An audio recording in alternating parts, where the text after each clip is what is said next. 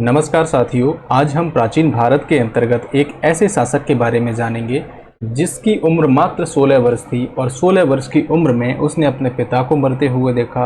उसके बाद उसकी माता जो है सती हो जाती है, फिर उसके भाई राज्यवर्धन उसकी हत्या कर दी जाती है धोखे से, उसके जीजा को मार दिया जाता है और उसकी बहन को बंदी बना लिया जाता है। इतनी सारी समस्याओं के बावजूद, विपदाओं के बावजूद भी वह उत्तर भारत को अपने कंट्रोल में ले पाता है और उत्तर का स्वामी कहलाता है। इसे अंतिम हिंदू राजा भी कहा जाता है। हर्षवर्धन के बारे में एक बात प्रचलित है कि हर्ष के एक हाथ में तलवार तो दूसरे हाथ में कलम हुआ करती थी। ये एक उच्च कोटि के कवि भी थे। तो आज हर्षवर्धन के पूरे इतिहास को हम समझने वाले हैं। गुप्तों के पतन के बाद उसके साम्राज्य पर नए नए छोटे राजवंशों का उदय होने लगा था।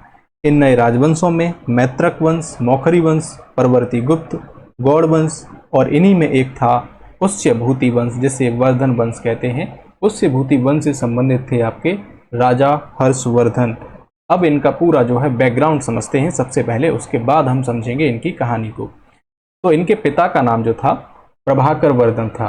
प्रभाकर वर्धन पुष्यभूति वंश में एक पहले शक्तिशाली शासक हुए और इनके समय राजधानी कहाँ थी? थानेश्वर। तो पुष्यभूति वंश की राजधानी थी थानेश्वर, जो आधुनिक कुरुक्षेत्र वाला एरिया है हरियाणा के अंतर्गत, वहां पर इनकी राजधानी थी। प्रभाकर वर्धन, उनकी पत्नी का नाम था यशोमती। मतलब इन दोनों से दो पुत्र होते हैं, राज्यवर्धन और हर्षवर्धन, और एक पुत्री का जन्म होता है राजश्री। और राजश्री का विवाह जो है गृहवर्मा से कर दिया जाता है, जो कन्नौज के मौखरी वंश के राजा थे। अब हम यहाँ पर थोड़ा सा मैप को समझेंगे और आगे की कहानी को समझेंगे। ये मैप है 625 ईस्वी का, जब हर्षवर्धन शासक बन चुके थे। लेकिन हम इसको समझेंगे। यहाँ पर देखिए, ये जो है एरिया, स्टार आपको ध्यान देना है। यहाँ पर जो स्टार बने हैं ये है थानेश्वर। यहाँ इस जगह है कन्नौज। तो यहाँ इन्होंने अपनी बहन की शादी कर दी, कहाँ पर? कन्नौज में, ठीक है। और यहाँ हमारी कहानी के अगले पड़ाव पर आप देखोगे कि मालवा आएगा, और इधर आप गौड़, जहाँ शशांक राजा है जो बहुत ही खतरनाक है। इसने बौद्ध वृक्ष को कटवा दिया था, बौद्धों से उसको बहुत नफरत थी, बहुत बड़ा ये शिव भक्त था। इसकी कहानी को समझेंगे। फिर आप यहाँ देखोगे कि वर्मन है असम के अंतर्गत, भास्कर वर्मन। असम को उस समय कामरूप कहा जाता था। तो वर्मन की क्या कहानी है, ऐसे समझेंगे। तो जब राजश्री की शादी यहाँ पर कन्नौज के राजा से करा दी जाती है, कन्नौज के राजा का नाम क्या था? गृहवर्मा। गृहवर्मा से शादी हो गई। मतलब अब ये जो पुष्यभूति है और ये मौखरी है, इन दोनों के बीच में रिलेशन अच्छी हो गई। अब रिलेशन अच्छे हो गए तो एक तरीके से गठबंधन हो गया कि आसपास के इलाके, अब जैसे कि ये गौड़ हुआ, ये डरने लगा, और यहाँ पर आप देखोगे मालवा, ये भी डरने लगा कि ये तो बहुत मजबूत हो जाएंगे, हम सबको रहने नहीं देंगे। मतलब इनकी शक्ति बढ़ रही थी, तो इन पड़ोसियों को इनसे जलन होने लगी। अब ये खुद को असुरक्षित महसूस कर रहे थे, इसलिए मालवा का शासक था देवगुप्त। कौन था? देवगुप्त। और गौड़ जो बंगाल का शासक था वो था शशांक। इन दोनों ने एक गुप्त संधि कर ली। और बाद में होता क्या है कि प्रभाकर वर्धन की मृत्यु हो जाती है, मतलब हर्षवर्धन के पिता की। इनकी मृत्यु के बाद हर्षवर्धन की मां सती हो जाती है, यशोमती। और उसके बाद यहाँ आप देखोगे कि जब ये इनकी मृत्यु हुई, तब राज्यवर्धन, इनके बड़े भाई, हूणों से लड़ रहे थे। जब ये हूणों से लड़ रहे हैं, इसका मतलब यहाँ थानेश्वर में एक पावर वैक्यूम क्रिएट हो गया। तो अब यहाँ पर एक एंट्री होती है। इनका ममेरा भाई था भांडी ममेरा भाई था। इन्होंने जो है राज्यवर्धन को मनाया कि तुम्हें शासन संभालना है, क्योंकि राज्यवर्धन जो है पिता की मृत्यु के बाद बहुत टूट गए थे। तो भांडी ने इनको राजा बनने के लिए एग्री कर लिया।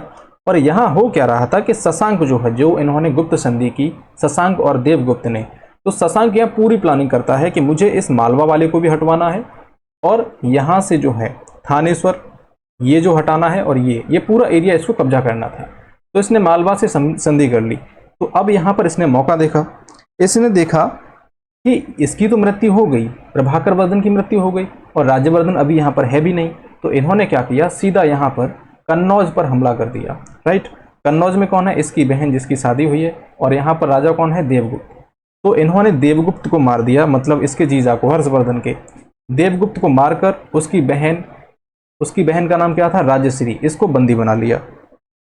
अब इसकी सूचना राज्यवर्धन को मिलती है। राज्यवर्धन सूचना पाते ही सीधा कहाँ पहुंचा? सीधा पहुंचा वो कन्नौज में अपनी सेना लेकर पहुंच गया, और मालवा का जो राजा था देवगुप्त, इसको मार दिया। अब यहाँ पर शशांक की देखिए चाल। शशांक का एक जो प्लान था वो तो सक्सेसफुल हो गया, क्योंकि मालवा अब जो है अब यहाँ पर खाली हो चुका, अब शशांक के लिए जगह यहाँ पर बन गई। तो मालवा से देवगुप्त हट गया इसके हाथों। किसने मारा? किसने मारा? राज्यवर्धन ने मार दिया। अब राज्यवर्धन ने इसको मारने के बाद अब बारी किसकी आएगी? शशांक की, क्योंकि शशांक भी इसमें शामिल था। तो शशांक इस बात को समझ गया कि राज्यवर्धन से डायरेक्ट लड़ना मुश्किल है यहाँ पर। तो इसने क्या किया? चाल चली। इसने कहा राज्यवर्धन से कि हम मित्रता करना चाहते हैं, वैवाहिक संबंध स्थापित करना चाहते हैं। तो राज्यवर्धन मान गए।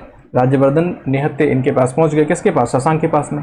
शशांक ने जो है छल से किसकी हत्या कर दी? राज्यवर्धन की, मतलब हर्ष के बड़े भाई की यहाँ पर धोखे से हत्या कर दी गई। अब इसके बाद राइज होता है हर्षवर्धन का, जो हमारी कहानी का मुख्य पात्र है। तो हमने यहाँ पर क्या देखा? कन्नौज पर हमला किसने किया? कन्नौज पर हमला शशांक और मालवा के राजा देवगुप्त ने कर दिया, जिसमें हर्ष के जीजा ग्रह वर्मा की हत्या कर दी और उसकी बहन को बंदी बना लिया। उसके बाद राज्यवर्धन ने यहाँ पर हमला किया मालवा पर और देवगुप्त को मार दिया। मतलब शशांक का एक जो है प्लान कामयाब हो गया, मालवा शशांक के लिए खाली हो गया। शशांक ने धोखे से राज्यवर्धन की हत्या कर दी। अब आता है टाइम 612 ईस्वी का, और ये सब घटना भी 612 ईस्वी के आसपास हो रही थी। इस समय हर्षवर्धन जो है 16 साल की उम्र में थे और यहाँ पर फिर से आ जाते हैं ये कटप्पा की तरह। कटप्पा की तरह कौन आ जाते हैं? इनका ममेरा भाई जो है भांडी आ जाता है। वो कहते हैं कि तुम्हें जो है अभी आंसू बहाने की जरूरत नहीं है, अभी हमें बदला लेना है। तो इनको जो है राजा बनने के लिए फिर से एग्री कर लिया। किसको? हर्षवर्धन को। तो सेना के साथ अब हर्षवर्धन जो है राजा बन गए। सेना के साथ अपने जो बहनोई हैं, कौन? ग्रह वर्मा, इनकी हत्या का बदला लेने और अपने भाई की हत्या का बदला लेने, अपनी बहन को छुड़ाने के लिए निकल लिए।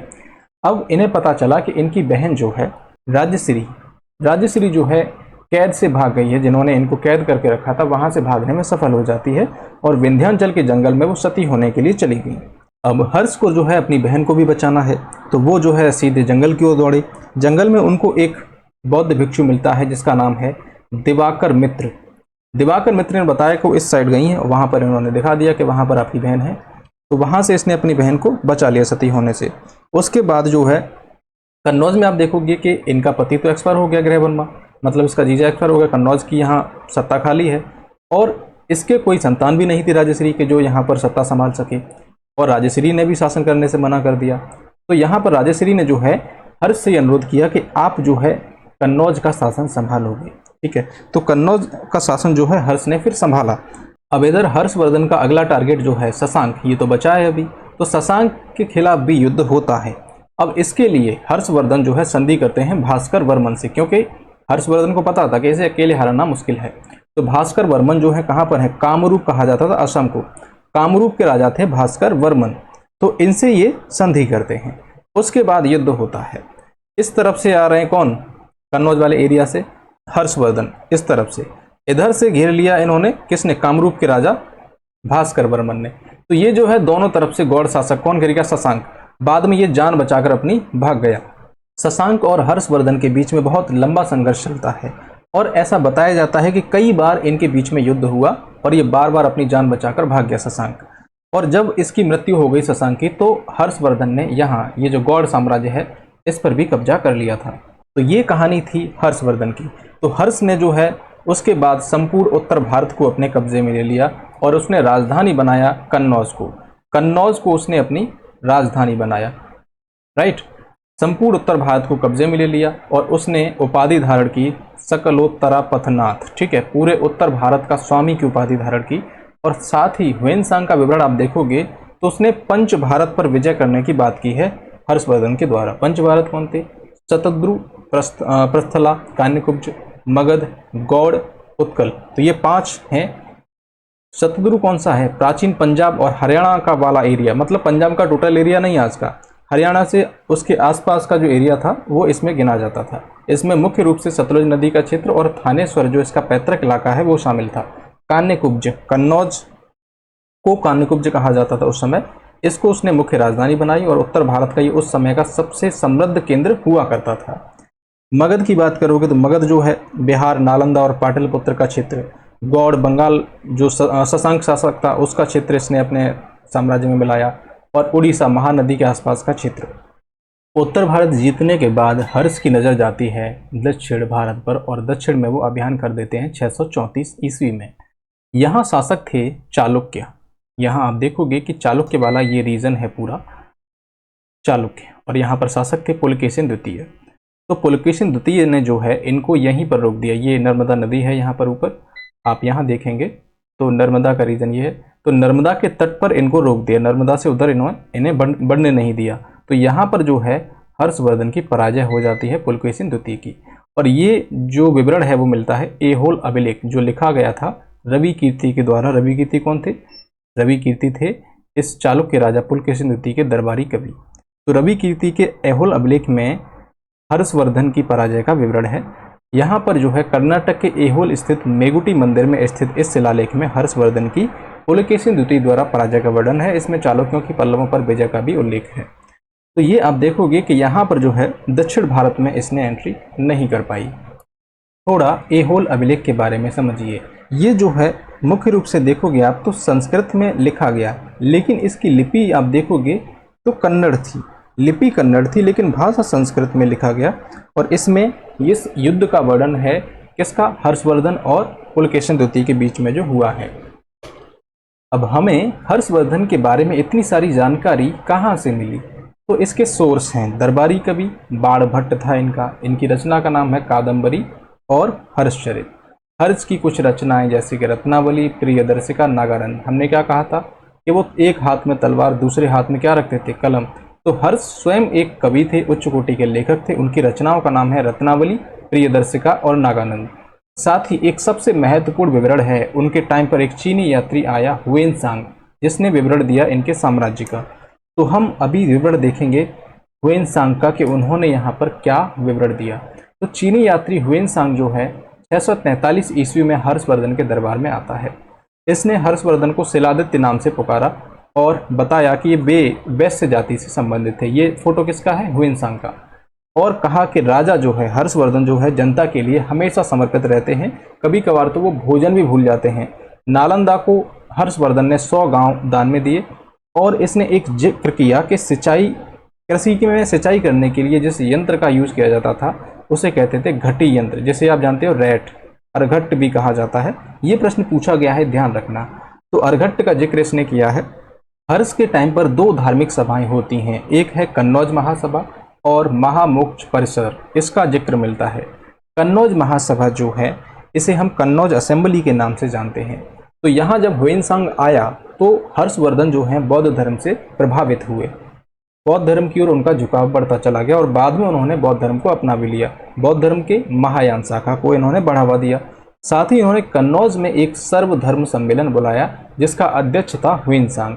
इस सम्मेलन का उद्देश्य था बौद्ध धर्म की श्रेष्ठता स्थापित करना। मतलब यहाँ पर कई धर्मों के लोग आए, हिंदू भी थे, शैव भी थे, कई लोग यहाँ पर आए और यहाँ पर चर्चाएं हुई। लेकिन यहाँ पर एक विवाद भी होता है। इसके सम्मेलन से जो कट्टर ब्राह्मण थे, हीनयान शाखा, ये दोनों नाराज हो जाते हैं। तो माना जाता है कि इनका जो पांडाल था, टेंट था, उसमें आग तक लगा दी गई थी बाद में। हालांकि हर्षवर्धन ने यहाँ पर इनको सजा भी दी। यहाँ पर एक परिषद है महामोक्ष परिषद, जिसे प्रयाग काउंसिल कहा जाता है। ये प्रत्येक 5वें वर्ष इसका आयोजन होता था प्रयागराज में। और 6वीं जो परिषद थी उसमें शामिल होता है हर्षवर्धन। यहाँ हर्षवर्धन शामिल हुआ और यहाँ पर सर्वधर्म संभाव की बात आपको देखने को मिलेगी हर्ष के अंतर्गत, कि वो बौद्ध बन चुके हैं लेकिन बुद्ध की उपासना भी की उन्होंने, सूर्य की उपासना भी की, शिव की उपासना भी की। क्योंकि ये जो हर्षवर्धन था पहले शैव था, इसके जो पूर्वज थे वो भी शैव थे। इन्होंने तो अभी जाकर जो है बौद्ध धर्म को अपनाया, लेकिन सर्वधर्म संभाव की बात इनमें मौजूद थी।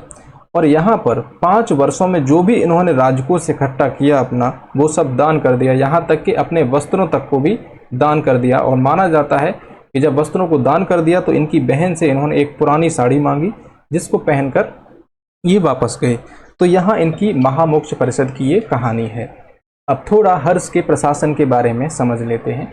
तो हर्ष के प्रशासन की संरचना अधिकांशतः गुप्तों से आपको मिलती जुलती मिलेगी, लेकिन इन्होंने कुछ रिफॉर्म्स भी किए। राजा का प्रशासन यहाँ पर देखोगे कि वो सर्वोच्च अधिकारी होता था, प्रधान सेनापति होता था और मुख्य न्यायाधीश होता था। हर्ष ने महाराजा धीराज और परम भट्टारक जैसी उपाधियां धारण की। साथ ही राजा की सहायता के लिए एक मंत्री परिषद होती थी। इसके प्रमुख अधिकारी जो हैं जैसे कि अवंती युद्ध और शांति का मंत्री था, जिसे विदेश मंत्री कहा जा सकता है। एक मंत्री का नाम है सिंहनाद। हर्ष की सेना का प्रधान सेनापति था ये, और भांडी मुख्य सचिव या महामात्य, हमने जो जिक्र किया था इसका मामा या फिर ममेरा भाई कई जगह हमें स्रोतों में मिलता है। बड़े अधिकारियों को यहाँ वेतन जो है भूमि के रूप में दिया जाता था। अब वेतन जब भूमि के रूप में दिया जाएगा तो कहीं ना कहीं सामंतवाद की जो परंपरा है वो यहाँ पर चलने लगी, क्योंकि एक भूमि का टुकड़ा इस महीने मिलेगा, एक इस महीने मिलेगा, एक इस महीने मिलेगा, ऐसे करके बड़ा सा एरिया जो है एक अधिकारी को मिल जाया करता था। तो इससे क्या होगा कि उसका जो है उस क्षेत्र पर प्रभाव बना, कहीं ना कहीं ये सामंतवाद को पूरी तरीके से यहाँ पर बढ़ावा मिला। अब आगे थोड़ा हम समझेंगे हर्षवर्धन के काल में धार्मिक स्थिति क्या थी। तो हर्ष को हमने देखा कि शुरू में वो शैव था, बाद में बौद्ध की महायान शाखा से जुड़ गया, और उसमें सर्वधर्म संभाव की बात हमने प्रयाग काउंसिल में देखी। हर्ष के 2 नाटक थे, रत्नावली और प्रियदर्शिका। अब इसमें देखिए कि रत्नावली और प्रियदर्शिका, इन दोनों में आप देखोगे कि जिन देवताओं की स्तुति की है वो वैदिक देवता हैं, लेकिन नागानंद में आप देखोगे कि जिनकी स्तुति उसने की है वो हैं बौद्ध। तो यहाँ पर ऐसा नहीं कि उसने सिर्फ बौद्ध धर्म को ही बढ़ावा दिया, और बुद्ध के साथ साथ नागानंद में आप देखोगे कि गरुड़ और गौरी की स्थिति है, ठीक है, स्तुति है, और धार्मिक आयोजन उसने किए, हमने पिछले पेज पर देखा। अब हम हर्ष के समाज के बारे में देखेंगे तो यहाँ पर महिलाओं की स्थिति में गिरावट आ जाती है। सती प्रथा, बाल विवाह, ये सब बढ़ने लगते हैं, बढ़ावा मिलने लगता है, लेकिन शूद्रों की स्थिति में यहाँ पर थोड़ा सा सुधार आता है। शूद्र जो है, पहले आप देखोगे इस काल से पहले वैश्य जो है कृषक का कार्य करते थे, लेकिन अब शूद्र जो है खेती बाड़ी का कार्य करने लगे थे। 655 ईस्वी में जो है हर्षवर्धन की मृत्यु हो जाती है, और हर्ष की कोई भी उत्तराधिकारी नहीं था। इस वजह से साम्राज्य जो है छिन्न भिन्न होता चला गया। नॉर्थ इंडिया में तकरीबन 75 ईयर्स तक पावर वैक्यूम क्रिएट रहा। इसके बाद एक शासक होता है यशोवर्मन। यशोवर्मन ने ये पावर वैक्यूम भरने का प्रयास किया, उत्तर भारत को एक बार फिर से एकजुट करने का प्रयास किया, लेकिन बाद में होता क्या है, यशोवर्मन और कश्मीर में कारकोट वंश था, वहाँ पर थे ललितादित्य मुक्तापीठ, इनके बीच में युद्ध होता है और यहाँ पर यशोवर्मन जो है हार जाते हैं, ठीक है। उसके बाद कन्नौज को लेकर एक संघर्ष होता है जिसे कहते हैं त्रिपक्षीय संघर्ष। तो आप समझ सकते हैं किस प्रकार से कन्नौज जो है उस समय बहुत महत्वपूर्ण था उत्तर भारत के लिए। त्रिपक्षीय संघर्ष होता है जो 200 वर्षों तक चलता है। किन किन के बीच में? एक तरफ थे गुर्जर, प्रतिहार, और दूसरी तरफ थे आपके पाल, और तीसरे थे आपके राष्ट्रकूट। इन तीनों के बीच में जो है त्रिपक्षीय संघर्ष चलता है। इसी में आप देखोगे कि मिहिर भोज का शासनकाल आता है। बाद में होता क्या है कि छोटे छोटे स्वतंत्र राज्य इन पर बनने लगे, जैसे कि चंदेल, परमार, कलचुरी वंश, और एक तरीके से पूरे उत्तर भारत में फूट फैल गई थी, जिसका फायदा किसने उठाया? महमूद गजनवी ने, और भारत पर आक्रमण किया, और धीरे धीरे आप देखोगे कि कैसे मध्यकाल में प्रवेश कर गए। उसके बाद आप देखोगे सल्तनत काल, मुगल काल, ये सब आपको देखने को मिलेंगे। उम्मीद है क्लास आपको बहुत अच्छी लगी होगी, आपको हर्षवर्धन से जुड़ी हुई सारी चीज़ें क्लियर हो गई होंगी। अगर फिर भी कोई डाउट रह जाता है तो इस वीडियो के कमेंट में मुझे बताइए, मैं आपके उस कमेंट का जवाब दूंगा। इस वीडियो को लाइक, शेयर और इस चैनल को सब्सक्राइब करना नहीं भूलना। मैं मिलता हूं आपसे अगले वीडियो में एक नए टॉपिक के साथ।